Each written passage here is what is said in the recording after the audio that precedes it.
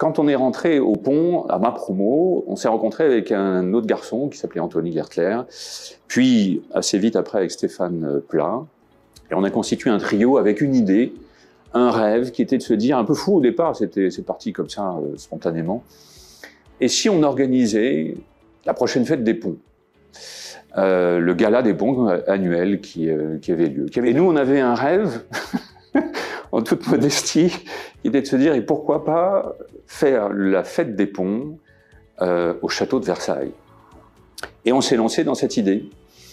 Je vais peut-être y revenir, mais à la fondation de cette fête, il y avait un double objectif. C'était de ne pas se précipiter, prendre le temps de la construire. Et la deuxième chose, qui moi me tenait énormément à cœur, et c'est moi qui conduis, on va dire, l'essentiel de la philosophie ou de la vision de cette fête en dehors du lieu lui-même, c'était de favoriser non seulement le rayonnement des ponts, des élèves des ponts, de ceux qui gravitent autour des ponts, mais de favoriser aussi les arts, puisque à l'origine de la construction et de la fondation de l'école des ponts, les ingénieurs des ponts étaient les dessinateurs du roi. Donc les dessinateurs avaient une dimension artistique, c'est vraiment dans l'âme de l'école des ponts. Et moi, ce que j'ai choisi de faire avec l'équipe qu'on a progressivement montée, d'abord à 3, et puis ça s'est étendu sur une quinzaine, vingtaine d'élèves dans les 18 mois qui ont suivi, c'est de dire, on va concevoir le projet, on va associer des écoles, il n'y aura pas un sou de dépensé, c'est notre énergie, c'est notre rêve, en plus des études. On fait ça pendant 18 mois. On se donne presque 2 ans. C'était presque 2 ans, c'était pour 88 quand on est rentré en septembre 86, c'était pour juin 88. Et on se donne presque 2 ans pour le réaliser. Si on peut le réaliser, donc si on a les autorisations et si on a le budget, et si on a aussi suffisamment de monde autour des écoles d'art qui ont envie de s'associer pour contribuer au rayonnement des arts et des ponts et faire des ponts entre ces populations et ces cultures. Et j'ai retenu un principe très simple, ce qui était de dire il faut qu'on établisse progressivement un budget en fonction de tout ce qu'on va glaner comme information sur les moyens nécessaires à la réalisation.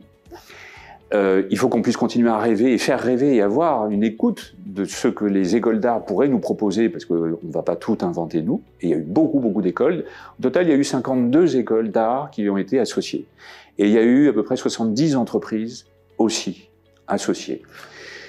On a fait venir Canal+ et les nuls à l'époque, qui étaient les grandes stars de l'époque, pour une partie des fêtes. Et il y avait plusieurs lieux avec plusieurs festivités. Mais donc tout ça contribuait à la fois faire quelque chose de très beau, de très varié, de multiple, avec beaucoup d'acteurs contributeurs, réalisateurs, acteurs de toutes les écoles. Et en même temps, bien sûr, le budget était énorme. Si on le met en euros d'aujourd'hui, ça serait 1,5 million à 2 millions d'euros. Le succès, ça a été, je vous ai dit, la présence de 4 à 5 000 personnes, et puis les témoignages qu'on a reçus à la fois de la presse qui s'est déplacée, qui a pu venir faire des articles divers et variés, et toutes les écoles d'art, que ce soit les associations des élèves, que ce soit les directions d'enseignement des écoles qui nous a dit jamais on n'avait été démarché pour un tel projet, de travailler ensemble comme ça. Aujourd'hui, c'est un peu à la mode, vous avez beaucoup de disciplines qui travaillent ensemble, il y a beaucoup d'interdisciplinarité, Erasmus dans les échanges internationaux. C'était sous une autre forme, quelque chose d'assez précurseur et qui associait donc des tas d'écoles d'art qui ne se parlaient pas, chacun dans sa petite chapelle, ou les écoles d'ingénieurs qui font chacune leur fête, ce qui est aussi très bien. Et là, il y avait une dimension supplémentaire, une âme supplémentaire. Et ça a été une retombée donc à travers ce qui a marqué les acteurs, les directions d'enseignement, et puis bien sûr les entreprises qui ont pu participer, soutenir, accompagner pendant 2 ans un projet qui paraissait fou au départ, mais qui les ont fait aussi rêver, qui leur ont permis de rencontrer des étudiants un peu fous, hein, mais qui avaient quand même les pieds sur terre puisqu'ils réalisaient quelque chose. Et quand vous réalisez un pont, vous reliez des choses, vous rêvez de relier une rive à une autre. Mais il faut que ça tienne, hein. Il ne faut pas que le pont s'écroule. Et c'était le cas.